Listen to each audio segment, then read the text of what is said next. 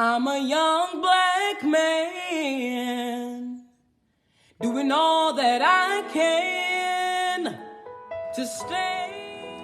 In 2016, the deaths of Alton Sterling and Philando Castile changed my life. Every day, I'm being hunted as prey.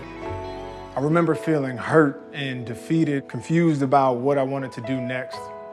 And then something happened. I tuned to the ESPYs and saw Dwayne Wade, Carmelo Anthony, LeBron James, and Chris Paul take the stage. The system is broken. The problems are not new. The violence is not new. They challenged athletes and entertainers to use their platform to unify this country, but also call out injustice. I just wanna live. I remember feeling so inspired and motivated. The next day I jumped into action. What aren't we listening to?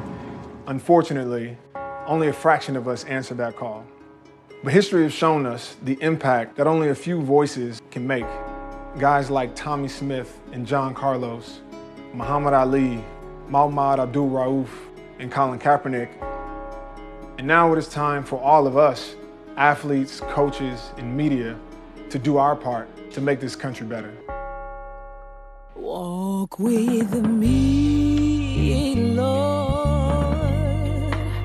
Walk with me. Get in the car. Get up.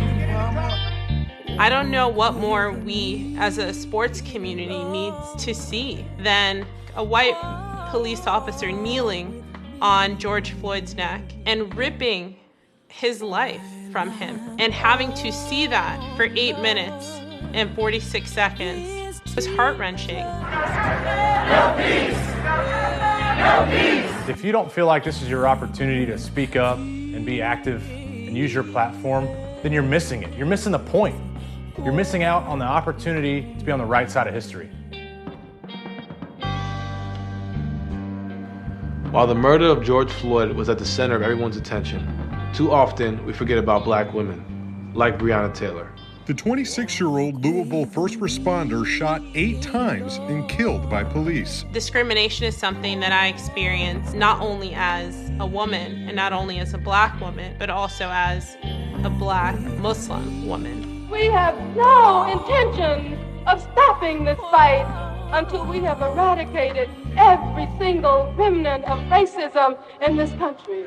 Black men, we need to take care of our black women. We have to seek to liberate the most intersectionally oppressed, the ones that bear the burden of multiple layers of oppression. The very real question we all have in this moment is, when will it end?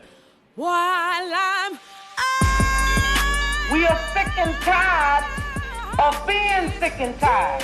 I'm tired of writing about another black man or woman that's dying. I am tired of it. We need commitment to real change. Rubber bullets will not stop us. Batons will not silence us. Tear gas will not stop us. State violence will not send us back into our homes. We will not stop until we are free. What do you want? Now is the time to plot, plan, strategize, organize, and mobilize. to war with me, Lord. Now, we call on our white counterparts to use their voices and talk about real change and how they will make it happen. To my white athletes, Listen up. Listen up. the time is now to listen, Learn. Listen to and follow. amplify, and act. Black women are 2.5 times more likely to die during childbirth than white women.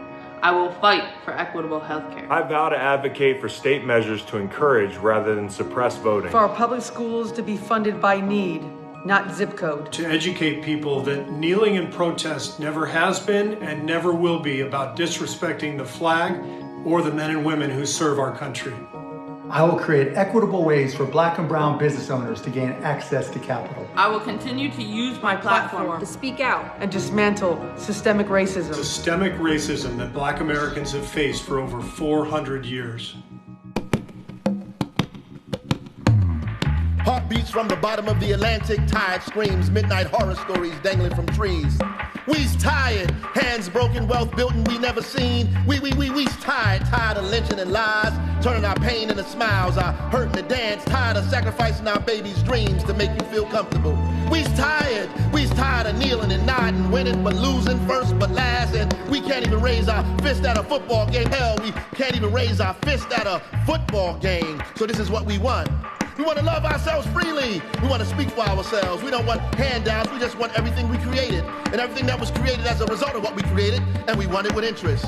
We want to outlaw racism and white supremacy and ban the Confederate flag. We want to be free from images that undermine our self-esteem. And we don't want to get choked to death in our own backyard. Yeah, this is what we want. Yeah, this is what we want, like one big we, one big outrageous we, one big outrageous we. Yeah, this is what we want and what we need. Yeah, this is what we want and what we need, what we want and what we need, what we want and what we need, what we want and need, what need, and we need it now, we need it now, we need it now. Black Lives Matter! Black Lives Matter! We the people are refusing to be silenced or appeased. Black Lives Matter! This is the tipping point. No justice, no peace. No justice, there's no going back. No justice, there's no inching forward. No justice, no peace. The time is now.